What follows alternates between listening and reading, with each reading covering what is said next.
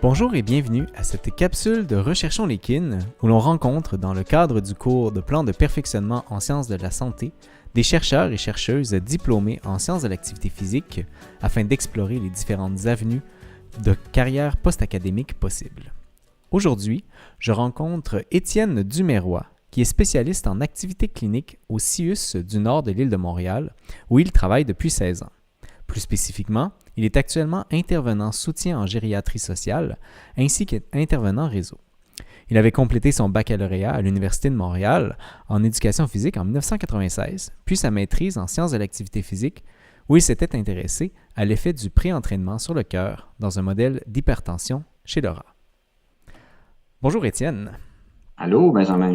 Merci d'avoir accepté de participer à l'entrevue pour discuter de ta carrière post-académique. Est-ce que tu pourrais nous parler de ton emploi actuel au CIUS?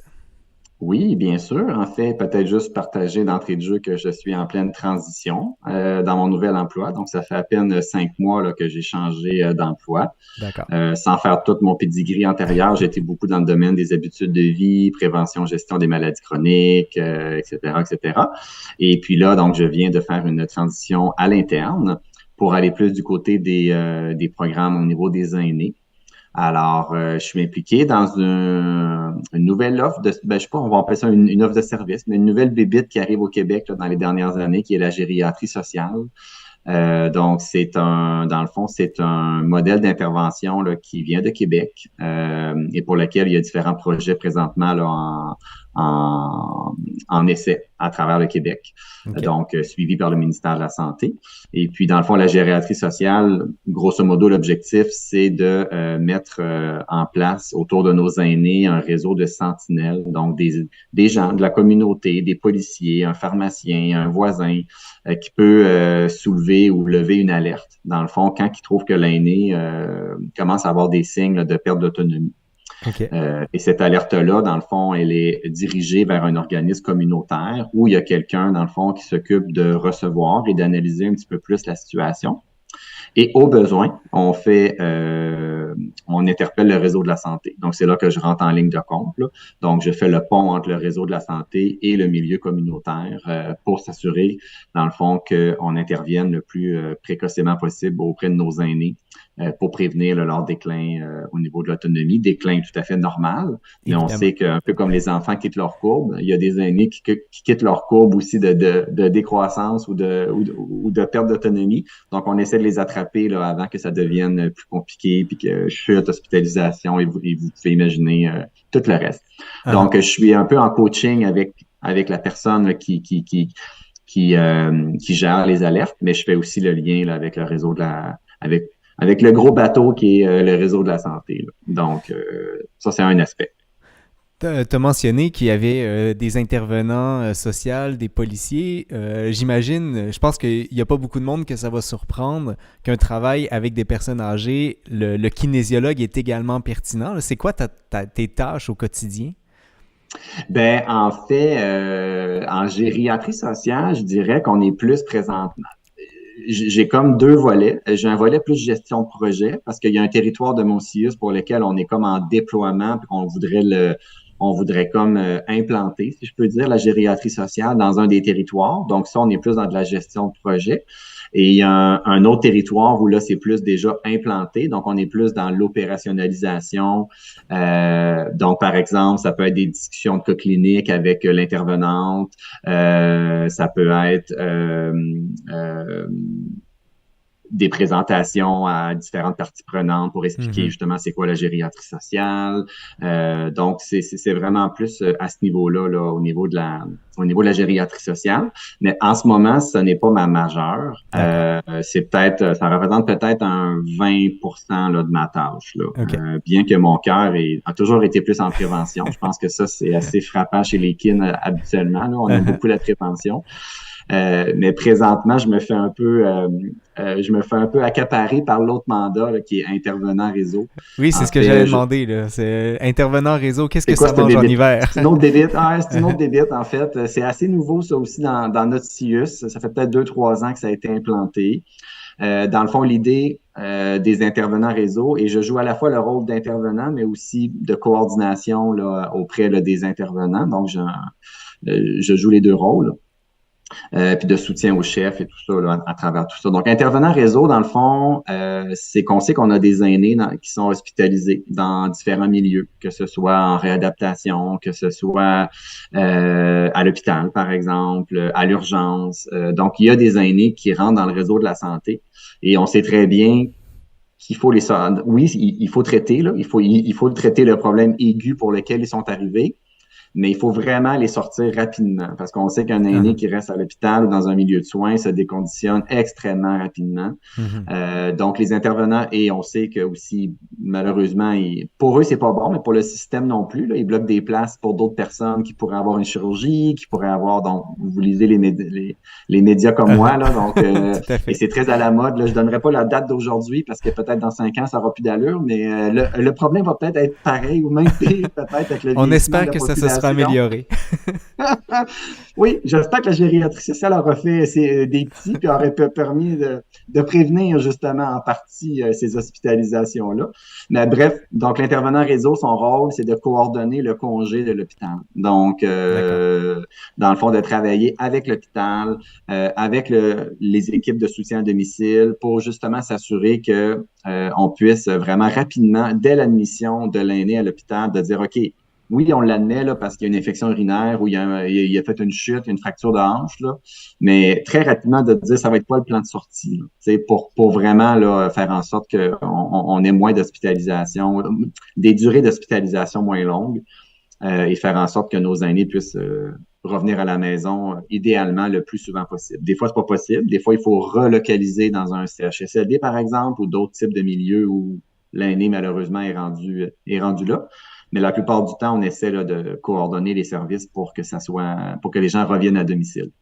Une planification finalement là, du début, dès que la personne entre jusqu'à la Oui, fin, c'est quand oui. même c'est pas nécessairement quelque chose que spontanément on pense qui même existe à l'intérieur du réseau. Hein? Mais là, c'est parce que je mets des lunettes roses aussi un petit peu. Là. Oui, Ça, c'est les évidemment. objectifs. Est-ce que Évidemment. concrètement, on y arrive à tous les jours dans 100% des cas? Ben, je vous laisse deviner. Mais c'est bon de On savoir s'espère. que ce travail-là est en voie d'accomplissement, en tout cas. Euh, Absolument. Oui. je suis curieux, comme je le mentionnais plus tôt, là, ta maîtrise s'est réalisée sur le rat et maintenant, ce travail-là semble assez loin là, du sujet rat. Quel a été le passage entre, entre celui-ci et celui d'aujourd'hui? En fait, je pense que dans ma vie, j'ai pas toujours choisi les chemins faciles. Clairement que la recherche fondamentale pour un gars social comme moi, un gars d'équipe, un gars de travail d'équipe, un gars d'humain, un gars de relation d'aide, je me pose encore la question, mais peut-être hein, je m'adresse à un jeune auditoire là, dans la vingtaine, des fois on fait toutes sortes de choses puis on ne sait pas trop pourquoi. Mais finalement, peu importe ce qu'on fait, puis des fois ça semble un peu contradictoire, illogique, mais on ressort toujours gagnant là, de nos démarches. Donc, honnêtement, le lien, je pense qu'il n'y en a pas. En fait, j'étais bon en sciences, j'avais des super bonnes notes au bac. J'adorais la physiologie de l'exercice, donc j'aimais beaucoup l'aspect scientifique. Et puis, donc, ça m'a amené à aller faire la. Puis, j'étais encouragé aussi là, par tout le corps professoral là, à aller faire la maîtrise. Donc, je suis sauté là, à deux pieds joints dans le projet.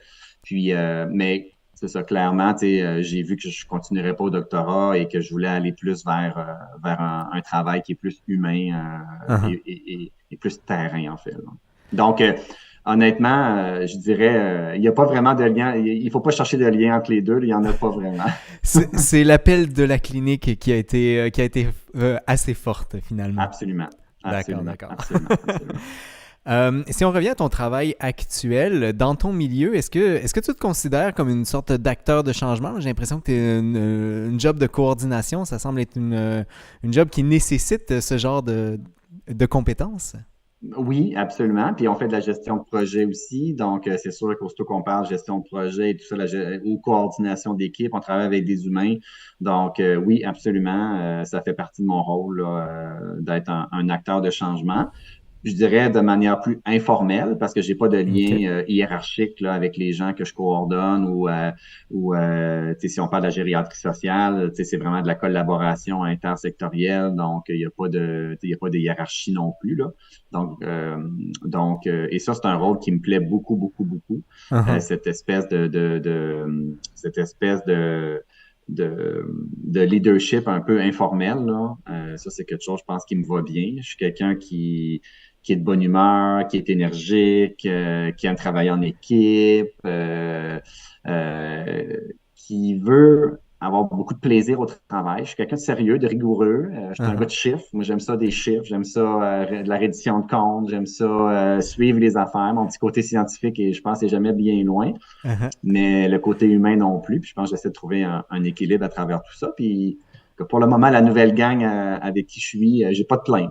Pour le moment, j'ai pas de plainte. Je parlerai peut-être pas de l'ancienne gang, mais la nouvelle gang, eux autres, je suis encore nouveau, fait que ça va bien. C'est bon signe en tout cas. Ouais, exact, exact. Je t'écoute, tu nous parles de différentes compétences humaines, en tout cas, que tu as et qui il semblent être importantes dans ton travail actuel. Est-ce que, et là, je sais que ça remonte à quelques années déjà, mais est-ce que tu te souviendrais de quelques compétences que tu aurais pu acquérir lors de tes études de maîtrise, par exemple? Au niveau plus académique, hein? Académique, exact. Ben, c'est une bonne question. C'est vrai que ça remonte, hein, ça remonte à il y a quand même presque 20 ans, là. Donc, tu sais, qu'est-ce qu'on retient au niveau académique? Mais c'est sûr que, tu sais, on parle de vieillissement, donc toute tu sais, la physiologie du vieillissement, la biomécanique, tout ce qui touche, je veux dire, veux pas, comme kin, on est appelé à travailler avec le corps humain, donc tout ce qui touche, tu sais, je pense que je m'en rends pas compte non plus, Mhm. là. Ouais. Je pense que il y a comme des transferts naturels qui se Ça font. devient intriqué avec les compétences acquises plus tard dans la Ouais, vie. exact, exact. Tu sais, mais c'est sûr que j'ai à lire des rapports des fois de physio, ergo, tout ça. Donc, quand on parle de différents aspects plus biomécaniques ou physiologiques ou tout ça, ben c'est sûr que mon background Mhm. de kin m'aide versus peut-être quelqu'un qui ferait le même emploi que moi, mais qui serait plus du côté social, par exemple. Parce Mhm. que il y a des intervenants réseau qui sont travailleurs sociaux, il y en a qui sont infirmiers. Je dois être pas mal un des seuls kin qui fait ça. D'accord. Mais Ouais. c'est intéressant cette idée là, de compétences terminologiques. On va inventer le terme comme ça, mais de compétences terminologiques pour réussir à faire le pont entre différents intervenants qui ne sont pas issus du même milieu. C'est vraiment très intéressant comme réponse. Inversement, est-ce que, puis là encore une fois, c'est peut-être une question un peu difficile à répondre, d'où le temps, mais est-ce que tu as l'impression qu'il y a des choses que tu as acquises durant ta carrière que que tu te serais dit, j'aurais dû apprendre ça durant mes études. Peut-être si aujourd'hui, là, il y avait un étudiant devant toi, là, puis tu lui dirais, il y a un truc là, que j'aimerais ça, que tu devrais apprendre dans ta vie étudiante pendant que tu as encore le temps. Est-ce qu'il y a des choses qui te viendraient en tête? Ben, c'est sûr que de par ce que je fais en ce moment, toute la notion, tu sais, de vieillissement, puis d'approfondir un peu là, toute la notion de gériatrie et tout ça, Mhm. tu sais, je pense qu'on en connaît plus aussi qu'on en connaissait il y a 20 ans. Donc ça, clairement, ça pourrait être quelque chose. Euh, D'aller chercher la curiosité scientifique finalement, ou des mais c'est pour ça, connaissances. en fait, au niveau académique, j'ai peut-être plus de misère à répondre, mais tu sais, par contre, au niveau non académique, Mhm, tout à fait. j'aurais peut-être des choses plus intelligentes à raconter si ça t'intéresse. Ben, bien sûr. OK. Ben, tu sais, j'avais noté tout l'aspect, ben, l'approche scientifique, je pense il faut pas la négliger. Je veux dire, quand Mhm. on est au cycle supérieur, des fois, on s'en rend pas compte. Des fois, peut-être on est bougon un peu parce qu'il y a une certaine rigueur et tout ça. Tout à fait. Mais après coup, je veux dire, veux pas quand on lit un article, quand on parle avec des gens, il y a comme toujours un espèce de petit hamster qui est pas loin puis qui nous, tu sais, qui nous fait douter à quelque part. Ça, je pense que c'est très bien. Hein? Des Mhm. scientifiques, pour moi, c'est des éternels, c'est des personnes qui doutent souvent, tout le Des temps. éternels Puis, sceptiques. oui, c'est ça, exactement, exactement. Mais on peut être heureux quand même et de bonne humeur. Mais oui, il y a quand même un peu de scepticisme à travers tout ça. Donc, l'approche scientifique, je pense, c'est quelque chose qui est très intéressant. Je pense qu'aussi au niveau, et ça, je pense que c'est plus spécifique au niveau de la kin, je ferai un lien peut-être avec l'ergothérapie aussi, où c'est des professions où il y a une approche très globale, une approche systémique. Peut-être moins organique. Surtout au bac, là. C'est sûr qu'en maîtrise, on se spécialise un petit peu plus, là. Mais je trouve que la kin, pour avoir côtoyé des kin, pour avoir travaillé avec des kin, avoir coordonné des kin, il y a quelque chose qui nous distingue, je pense, au niveau de l'approche. Au niveau du travail d'équipe aussi, là, je veux dire, naturellement, les kin, c'est des gens, je pense, qui travaillent très, très bien, en équipe. C'est peut-être par notre passé sportif et tout ça, où on était très sensibilisés à ça. Puis, tu sais, je reviens à ce que tu disais tantôt par rapport à c'est quoi le lien entre ta job puis ta maîtrise sur des rats, tu sais. Je pense que de sortir de sa zone de confort, comme être humain, ça nous amène plein de belles choses. Des fois, on peut souffrir un peu sur le coup, mais après coup, on sort grandi de ça, puis on fait toutes sortes d'apprentissages sur nous-mêmes. Tu sais, des fois, c'est pas nécessairement académique, mais ça peut être aussi des apprentissages qu'on fait sur qui on est, puis c'est sur comment on veut interagir, puis c'est ça.